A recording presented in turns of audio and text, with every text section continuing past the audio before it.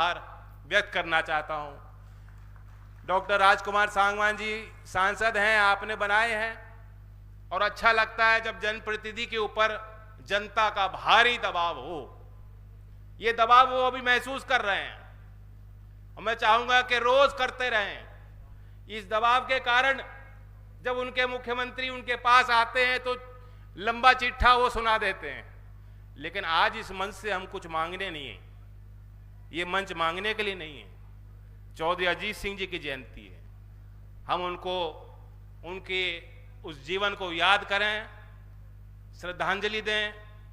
यदि ये छपरौली का जज्बा नहीं होता, जुनून नहीं होता, भावनाएं नहीं होती किसानों के अंदर, तो चौधरी चरण सिंह जी के बाद जो देश भर में किसान, कमेरे और मजदूर की राजनीति में एक बड़ा वैक्यूम आया था, उसके बाद जिस प्रकार से चौधरी अजीत सिंह जी ने उसको संभाला, ये संभव नहीं था।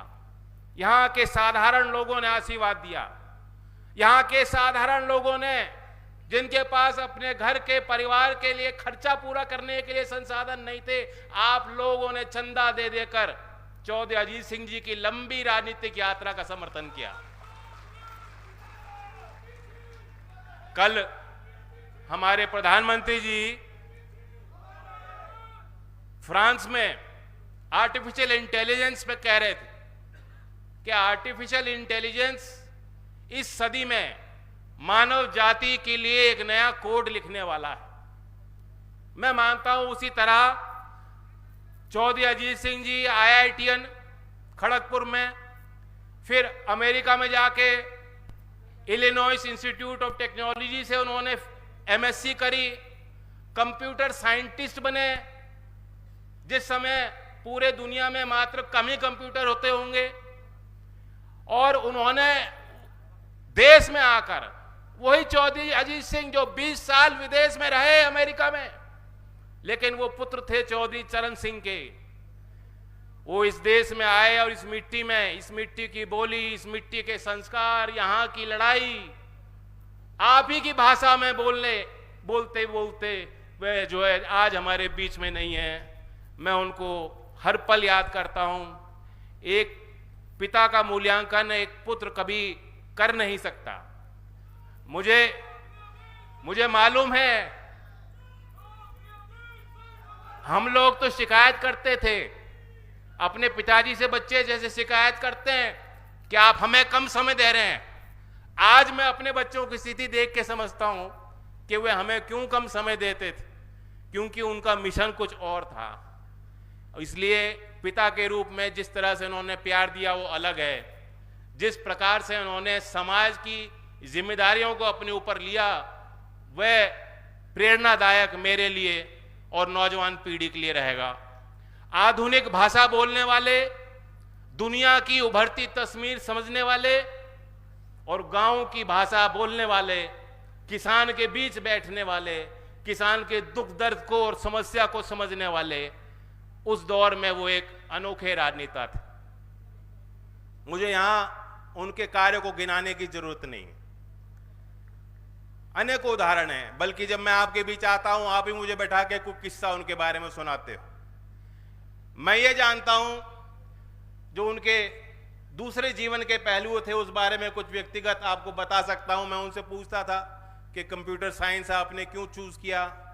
IIT खड़गपुर के बारे में बताते थे कि कैंटीन बहुत खराब थी वो बताते थे कि उस समय कंप्यूटर जितना बड़ा एक घर कमरा होता उतना बड़ा कंप्यूटर होता था। आज ये नौजवान जानते हैं कि छोटी छोटी चिप आ रही हैं। हमारे देश में पूना में CDEC में दुनिया में 75वें स्थान पे जो जितने सर्वश्रेष्ठ सुपर कंप्यूटर हैं हमारे देश में, वो सुपर कंप्यूटर। नई टेक्नोलॉजी में देश आज बहुत बड़ी उपलब्धियां हासिल कर रहा है, लेकिन वो जमाना अलग था। चौधरी अजीत सिंह का काम मालूम क्या था?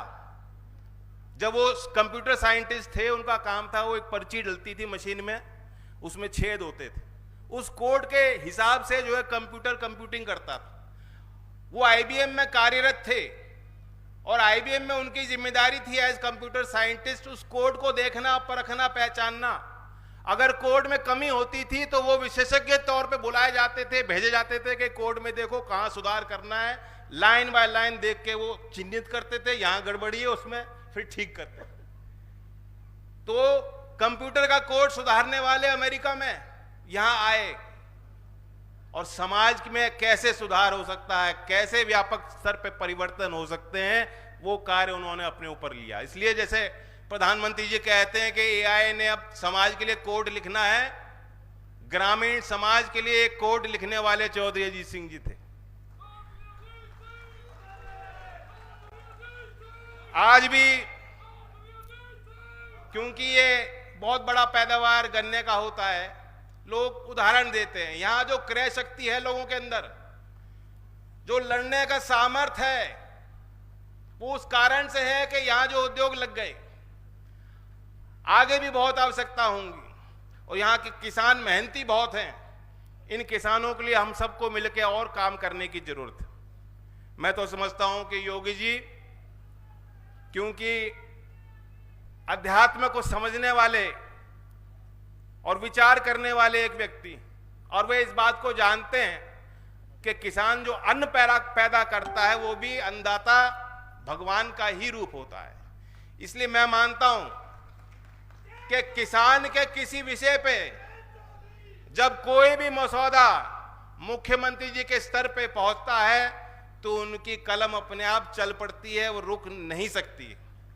और इसलिए मुझे विश्वास है सरकार पहले ही बेहतर काम कर रही है, लेकिन कुछ लोग हैं विपक्ष का अपना काम, वो अपना काम निभाते हैं, लेकिन उनके अंदर एक नकारात्मक सी भावना बैठ गई है। आपको भी धीमे धीमे समझ में आ रहा है, मुझे तो समझ में आ ही लिया था, तभी मैं अलग हो गया था। कल अखिलेश जी बोल रहे थे संसद में, वो ये चाहते हैं कि कोई उनको 144 साल गिनाए तब वो मानेंगे कि महाकुंभ हो रहा है। संत रविदास जी ने कहा था कि जो मन में पवित्र भावना रखेगा तब पुण्य कमाएगा। सूरज निकल रहा है, जब मन है चंगा तो कटौती में गंगा।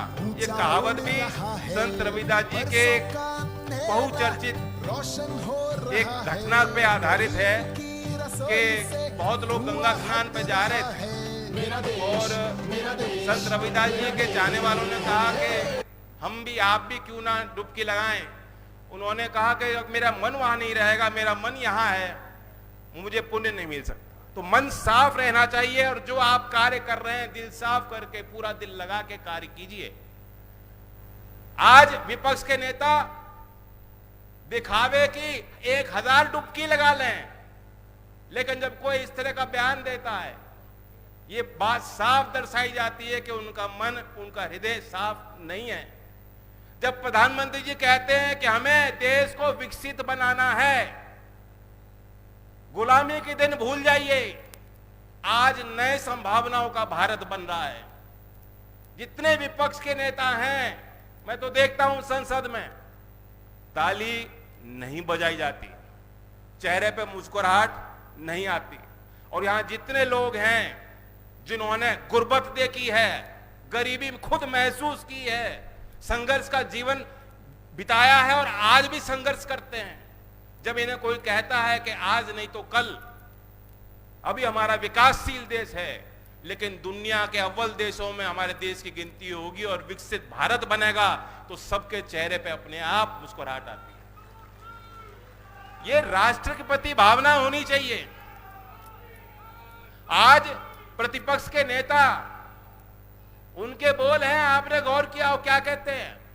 हमारी लड़ाई, हमारे दल की लड़ाई सत्ता हासिल करने के लिए नहीं है, हमें तो स्टेट के खिलाफ लड़ना है।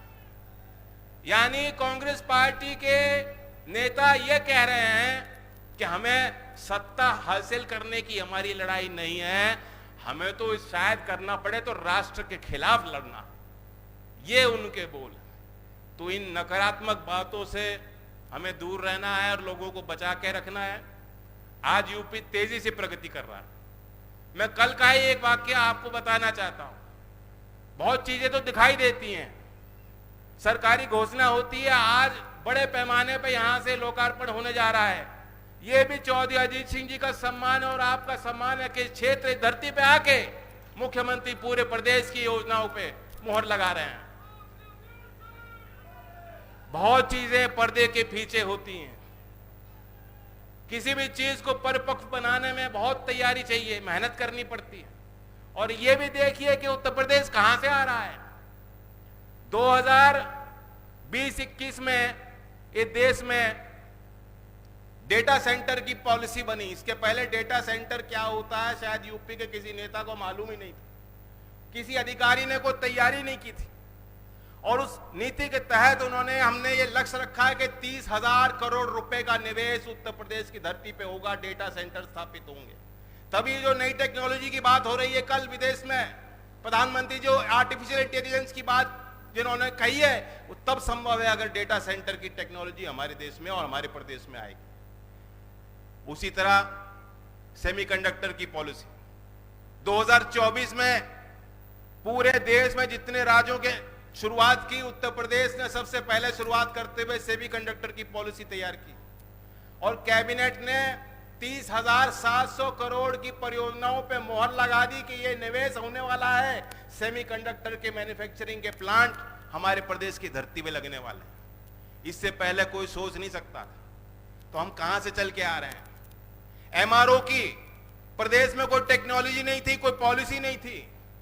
एमआरओ की पॉलिसी भी जब योगी जी मुख्यमंत्री बने हैं, इनकी सरकार लाई है, इससे पहले किसी सरकार ने नहीं सोचा कि एमआरओ हमारे प्रदेश में होने चाहिए। कल बेंगलोर में एयर शो में मैं था, अब मुझे कितनी प्रसन्नता हुई कि उत्तर प्रदेश की एक हाई लेवल टीम अधिकारियों की वहां मौजूद थी। एशिया में होने वाला सबसे बड़ा एविएशन का इवेंट है जो भारत की धरती पे हो रहा है, एरो इंडिया 2025। और यूपी के अधिकारी वहां जितनी बड़ी कंपनियां थी उनके साथ बैठक ले रहे थे कि कैसे हम उत्तर प्रदेश की धरती पे वो निवेश करें और हमारे नौजवानों के लिए रोजगार के नए संसाधन हम तैयार करें, संभावना तैयार करें। और मैं जानता हूं जब मैं 9 से 14 एमपी था, फिर एमपी नहीं रहा, उसके बाद मैं ऑस्ट्रेलिया गया था एक डेलीगेशन में। कई सांसद थे, उसमें कुछ दक्षिण भारत के सांसद थे और मैं अकेला नॉन एमपी था। ऑस्ट्रेलिया में हम कई विभागों में हमने बैठक की। वहां के जो राज्य हैं ऑस्ट्रेलिया देश में, उनके राज्यों के अलग अलग दफ्तर भी भारत में हैं। और जब उनके राज्य के हम सरकार के साथ बैठक करते थे तो भारत का उनका मानचित्र था, कहां कहां उनकी इंडस्ट्री है, कहां कहां उनके दफ्तर हैं, कहां कहां उनकी परियोजना लग रही हैं, कहां कहां वो निवेश करना चाहते हैं, उनको इंकित कर रखा था, निशान लगे हुए थे। आप ताज्जुब करोगे कि भारत के मानचित्र पे जितने निशान थे वो महाराष्ट्र तक थे और ऊपर कुछ हरियाणा तक थे। उत्तर प्रदेश की तो गिनती नहीं थी। उत्तर प्रदेश मानो कोई है ही नहीं राज्य उत्तर प्रदेश में। तो मैंने उनसे ताज्जुब करके पूछा कि आप उत्तर प्रदेश क्यों नहीं आना चाहते हो। उन्होंने कहा उत्तर प्रदेश में आना है तो निवेशकों को पहले बताना होगा कि तुम्हारी पूंजी सुरक्षित है, जान माल को कोई खतरा नहीं है। दूसरे राज्य की सरकारें तत्पर रहती हैं, कहती हैं आइए हमारे यहाँ, हम आपको सब्सिडी देंगे, हम आपको जमीन देंगे, हमारे यहाँ कैप्टिव इतने लोग हैं, मजदूर हैं, क्षमता है उनके काम करने की, वो नौकरी भी आपके यहाँ करना चाहते हैं। और उत्तर प्रदेश की सरकार में कोई हमसे बात करने को राजी नहीं है। ये सारी तस्वीरें जब से उत्तर प्रदेश में बीजेपी की सरकार आई है और योगी जी ने छोटी छोटी बारीकियों पे बल देना शुरू किया है। इन्वेस्ट यूपी की कल टीम बेंगलोर में थी, मैं बैठक में उनके साथ मौजूद था और मैंने देखा किस तरीके से जुनून के साथ वो कोशिश कर रहे थे कि यूपी की हमें कायाकल्प करनी है। ऐसे अधिकारी को मैंने आज तक नहीं देखा कार्य करते हुए। तो इसलिए आप विश्वास कीजिए, ये महज शुरुआत है और ये चौधरी चरण सिंह की और चौधरी अजीत सिंह की कर्मभूमि है। मैं फिर यहाँ के लोगों को कहना चाहता हूँ, मैं तो आपका ही हूँ। इस यात्रा में आपने मुझे यहाँ तक पहुँचाया, मैं अपने घर परिवार में खड़ा हूँ, मैं आपका आशीर्वाद लेने आया हूँ। आप आशीर्वाद बना के रखिएगा। और जिस प्रकार से एनडीए की सरकारें काम कर रही हैं और लोगों का विश्वास मत जीत रही हैं, यूपी का उपचुनाव आपने देख लिया और दिल्ली का आपने चुनाव देख लिया, इससे पहले जो राज्य के चुनाव हुए आपने देख लिए। तो इसलिए लोक दल के कार्यकर्ता, बीजेपी के कार्यकर्ता और एनडीए घटक दल के कार्यकर्ताओं को और ज्यादा मेहनत करें, लोगों के बीच जाएं, लोगों की समस्या समझें, उनका हल करें। ये सरकार की पूरी ताकत जन कल्याणकारी योजनाओं को आगे बढ़ाने में लगी है। और मैं धन्यवाद देता हूं मुख्यमंत्री जी को एक बार फिर कि आप आए और ये प्रेरणा स्थल है। मेरा मंत्रालय भी यहां बहुत कोशिश कर रहा है। इस संस्था में जहां हम लोग खड़े हैं, इसकी भी अपनी 75 साल का इतिहास है। और मैं जानता हूं कि शिक्षा विभाग में यूपी ने कायाकल्प योजना में, अलंकार योजना में शिक्षण संस्थानों को, बुनियादी ढांचों को विकसित करने के लिए जो प्रयास किए हैं, अब वो प्रभाव और असर दिखाई देने शुरू हुए हैं।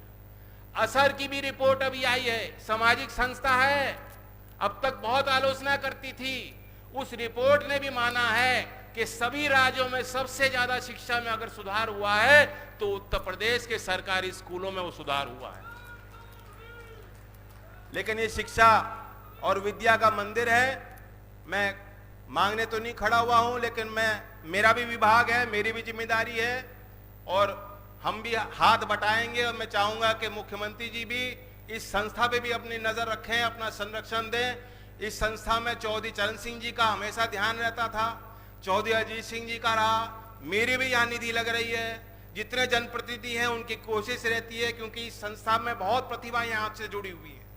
और मेरी मुख्यमंत्री जी से संदर्भ में बात भी हुई है। बागपत के लिए बड़ी बड़ी परियोजनाएं हैं और वे खुद बताएंगे आपको। मैं भी उत्सुक हूं उनका संदेश लेने के लिए। चौधरी अजीत सिंह जी से जो उन्होंने प्रेरणा ली, व्यक्तिगत तौर से उन्होंने उनको देखा, संसद भवन में उनके साथ कई घटनाएं हैं, वे वर्णन करेंगे। मैं फिर एक बार दोबारा अपने परिवारजनों को